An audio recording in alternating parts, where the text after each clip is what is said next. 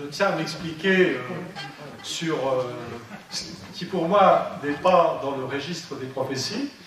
Donc, d'abord, je peux le dire que l'idée, le concept de hollandisme révolutionnaire est né comme une blague entre moi et mon ami Philippe Cohen, qui est décédé il y a un peu plus d'un an, qui était journaliste à Marianne, et que c'était quand même aussi beaucoup pour rigoler. Mais l'idée générale, quand on regarde ce que j'ai dit, je sais que, je veux dire, quand même, vous n'êtes pas le premier à me le renvoyer entre les gencives, hein, le hollandisme révolutionnaire. Je veux dire, mais je vais essayer de vous montrer ma véritable grandeur morale.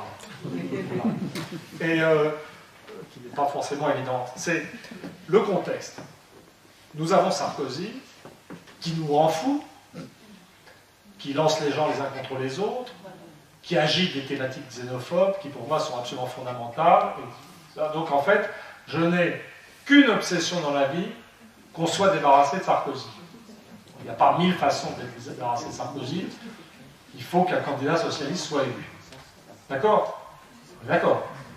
Donc, dans ce contexte, je suis prêt à beaucoup intellectuellement l'opération, encore une opération se soulever par les lacets de souliers, et je suis même prêt au sacrifice suprême que je réalise. Vous venez d'actualiser ce sacrifice suprême.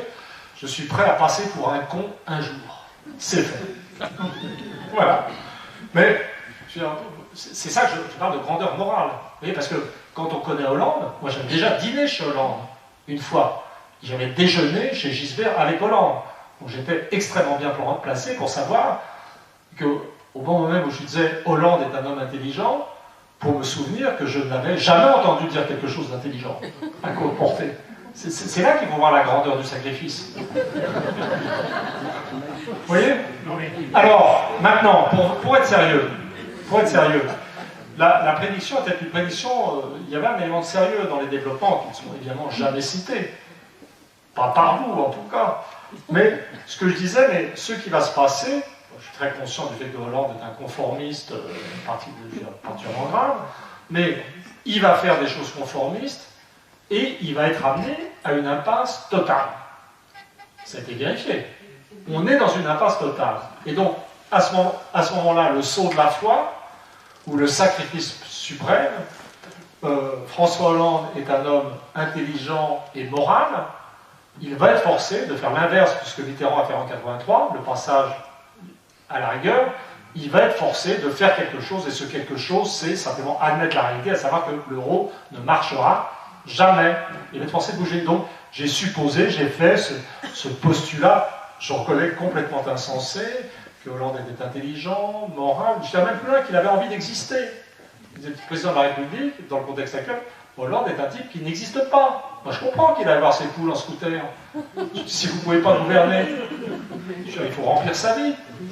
Il faut trouver des raisons d'exister. Si vous êtes un homme politique qui ne fait rien, vous pouvez avoir le plaisir de passer à la télé, où ça vous donne accès à des filles très jolies, tout ça. Hein, voilà. Il faut voir la vie telle qu'elle est. Il faut oublier peut-être.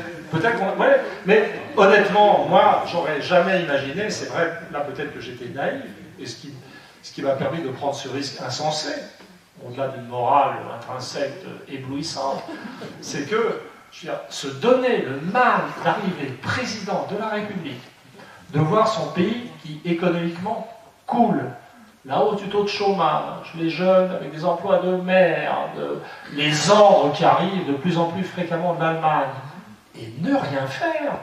Mais j'étais très fier, j'avais trouvé une formule l'autre jour à Europe numéro 1, et je veux dire que, je ne sais plus ce que j'avais dit, mais dans l'esprit c'était, ce qui est admirable chez Hollande, c'est la force de caractère qu'il met à ne pas exister, en fait. Pour arriver, ça va. Mais honnêtement, si vous voulez, c'est toujours pareil, quand même, quelque part, on ne peut penser l'autre que par rapport à soi-même. Et donc, je veux dire, il faut admettre qu'un type comme Hollande est pour moi incompréhensible. C'est comme si on n'appartenait pas à la même humanité. Je ne dis pas un truc raciste. Hein. Je veux dire, c'est un mec qui n'est pas comme moi. Je ne peux pas comprendre comment il peut être comme ça, humainement. Voilà.